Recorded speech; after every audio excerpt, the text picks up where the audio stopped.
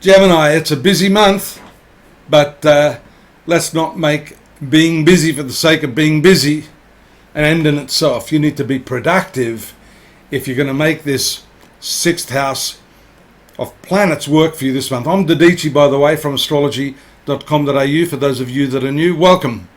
We're looking at the month of November 2022, and the retrograde Mars is still doing some damage to you here in this sun sign of yours. You notice it here, retrograde. It's in the last few degrees of the sign, but still edging its way back. For those of you that are born in the latter part of Gemini, do be careful, because Mars is injurious. The sixth house also has to do with injuries and lowered vitality, probably from being busy for the sake of being busy rather than focusing carefully on what is going to be a meaningful investment of time and energy into something. Notice also that Mars rules this sixth house. And this is important too, because on the 8th, here the full moon eclipse is fully shining its energy there on this sixth house. The 12th house also is a house of deprivation, a low-key part of your space-time pie, if I could call it that, the 12th slice of that pie, indicating the past, the transgressions you've made. And so learning through your mistakes is an important lesson throughout this full moon lunar eclipse.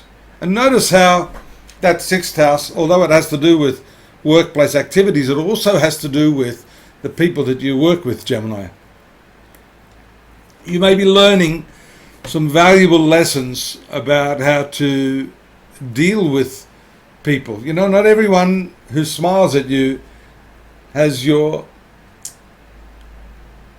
best in mind. They often have their own best in mind. Their intentions are not always pure, so you need to be a little mindful of that. And also be mindful of the people that you hire, because this sixth house here, having all these planets, along with the past karma point, showing thoughtless deeds, tells us that you need to clarify the terms of your engagement with others. That's also where this Mars keeps popping up its head, showing that you may have antagonistic run-ins with others, misunderstandings. Fortunately, your ruling planet Mercury has moved direct. It gets strong there after the 18th, coupled with Venus there on the 17th, and then on the 22nd, the Sun is going to move into this 7th house, bringing a lot of your attention into the zone of relationships, marriage, business partnerships, and how you deal with the general public as a whole, because that 7th house may have to do with your work if you're dealing with the public. It may have to do with just having run-ins at the bus station or in a delicatessen. You know, things can get a little out of hand, and that can intensify. As Mercury, let me have a look whether that does its... right on the last day of the month, you'll notice that Mercury ruling planet does get more and more intense. Verbal disputes are likely when you've got that opposition. The good thing to know is that Venus here is going to soften the blow, if I could put it that way.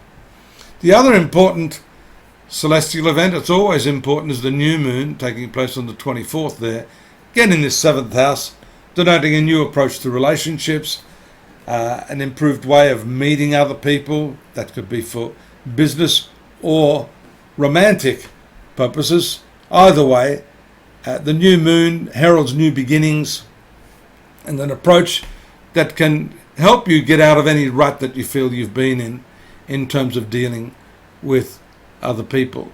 Notice also Jupiter moves into its stationary direct motion here in the career sector of your horoscope. That's important because you've had that retrograde Neptune there for a while.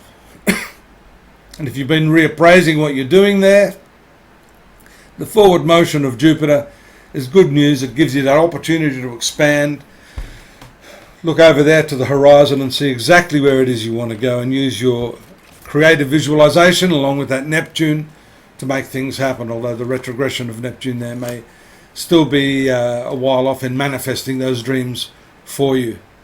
It's a pretty intense month this month. Look after your health, Gemini. Don't do anything rash. Try to zip your lips. If people are trying to goad you on, you don't need to get involved in arguments, and just bring down the pressure a little bit in November. Find out more at astrology.com.au. That's my site. We have a more detailed analysis of the month. You can couple what I've said with that. We have a subscription button there too, by the way. Nudge, nudge, wink, wink. Say no more. Drop me a line if you wish. More than happy to respond. And I'll be back here next time, next month, same place, same channel. See you then. Bye-bye.